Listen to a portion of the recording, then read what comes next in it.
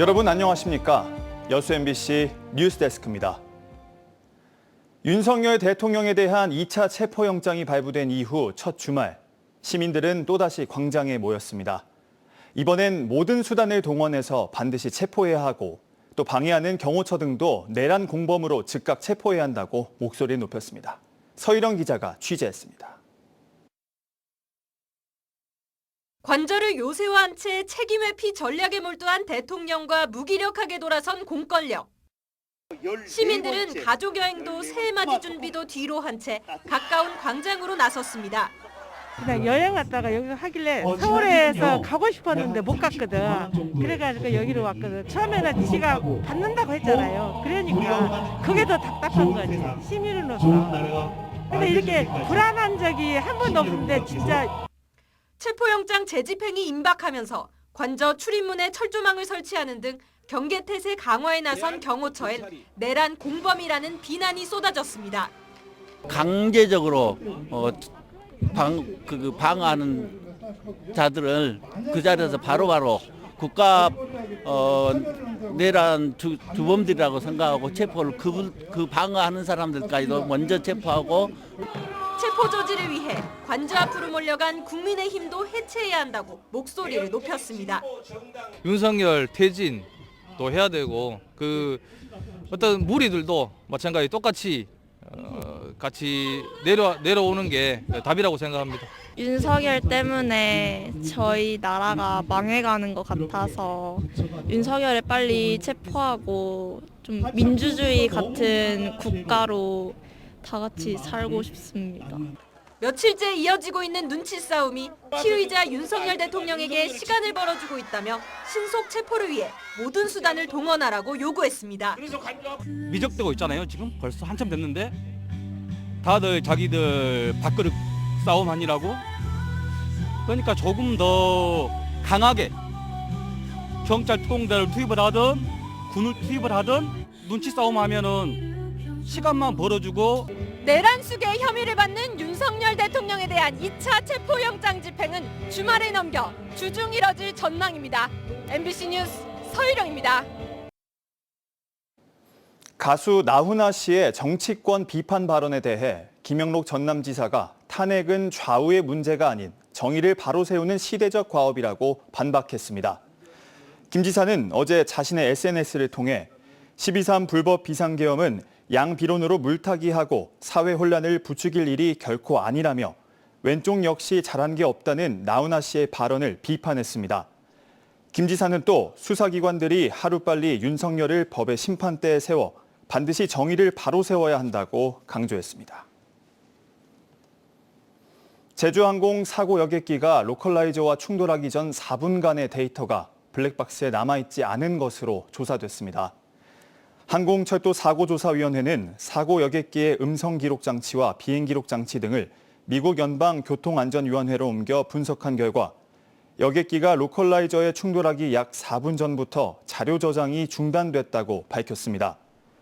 사고조사위원회는 여객기 사고 원인을 조사하는 과정에서 데이터가 저장되지 않은 구체적인 원인도 파악할 계획이라고 설명했습니다. 제주항공 여객기 참사의 여파로 지역 여행업계의 피해가 커지고 있습니다. 이달 광주 지역 여행사의 여행 상품 1,200여 건은 모두 취소됐고 전남 지역 여행사 상품 900여 건 중 96%가 취소된 것으로 알려졌습니다. 이들 상품은 오는 3월까지 무안공항을 이용해 동남아나 일본 등으로 가는 패키지 상품입니다. 광주시는 업계 피해 상황을 접수하고 대책을 마련할 계획이며 전라남도는 업체 한 곳당 홍보비 300만 원과 1% 이자로 최대 4억 원 등을 지원합니다. 제주항공 여객기 참사와 관련해 여수시 의회가 여수공항 안전대책 마련을 촉구했습니다. 여수시 의회는 여수공항은 로컬라이저 콘크리트 지지대가 4m 돌출돼 비상시 대형 사고로 이어질 수 있고 활주로도 다른 공항보다 짧아 비상 착륙 시 항공기가 이탈할 가능성이 높다고 지적했습니다. 여수시 의회는 또 조류 충돌 예방 인력이 4명에 불과하고 조류 탐지 시스템도 설치되지 않았다며 여수공항을 안심하고 이용할 수 있도록 대책을 마련해야 한다고 강조했습니다. 광양항은 자동차 물동량 처리 실적이 해마다 증가하면서 자동차 항만으로서의 입지를 견고히 다지고 있습니다. 그런데 최근 이러한 광양항에 문제가 생겼습니다. 광양항 스마트 항만 조성 사업으로 자동차 장치장의 면적을 감소해야 하기 때문인데요. 김주희 기자가 보도합니다. 광양항 3단계 2차 부두입니다. 해외 수출길에 오르는 자동차들이 잇따라 선적되고 있습니다. 이곳 3단계 2차 부두와 함께 2단계 1차 부두는 현재 자동차 화물을 처리하기 위한 전용 부두로 사용되고 있습니다. 이에 따른 광양항의 자동차 물동량 처리 실적도 지난 2019년 60만 9천 대에서 지난해 말 107만 대로 꾸준한 상승 추세를 보이고 있습니다. 광양항의 정체 상태인 컨테이너 물동량을 보완할 자동차 화물 처리 항만으로서 입지를 견고히 다지고 있는 겁니다. 23년 111만 대에서는 조금 줄어든 수준인데 지속적으로 광양항에서는 100만 대 이상 처리가 될 것으로 예상을 하고 있습니다. 하지만 최근 심각한 문제가 생겼습니다. 광양항의 현재 자동차 장치장은 5만여 대, 100만여 제곱미터 면적입니다.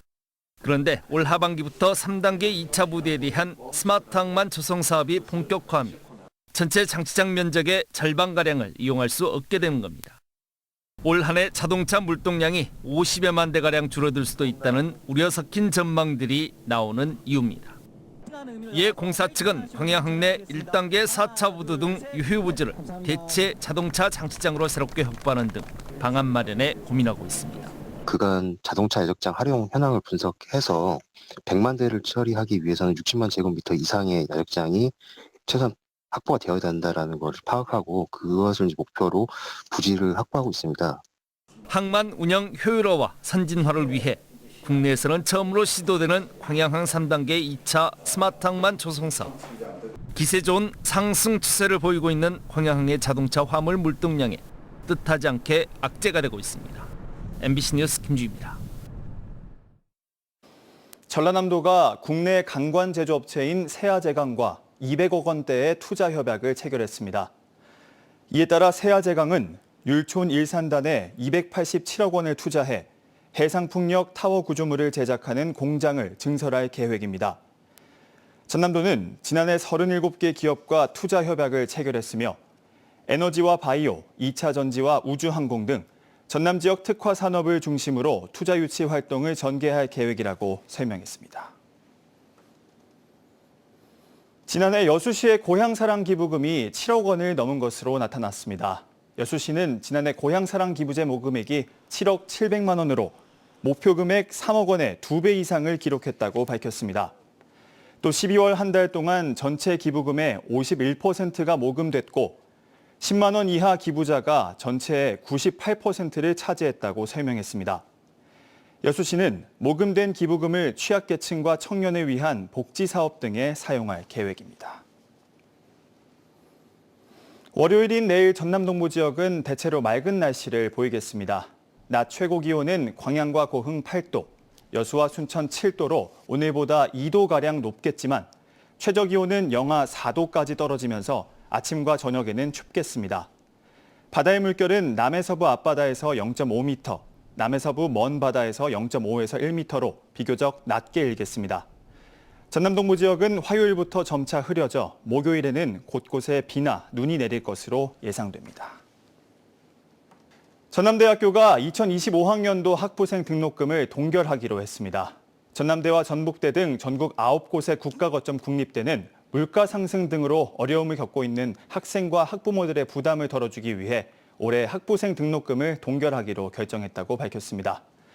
대학들은 또 교육과 연구의 질적 수준을 유지하기 위해 예산 효율화를 추진하는 한편 학생 1인당 교육비를 서울대 수준으로 현실화해 줄 것을 정부에 요청하기로 했습니다.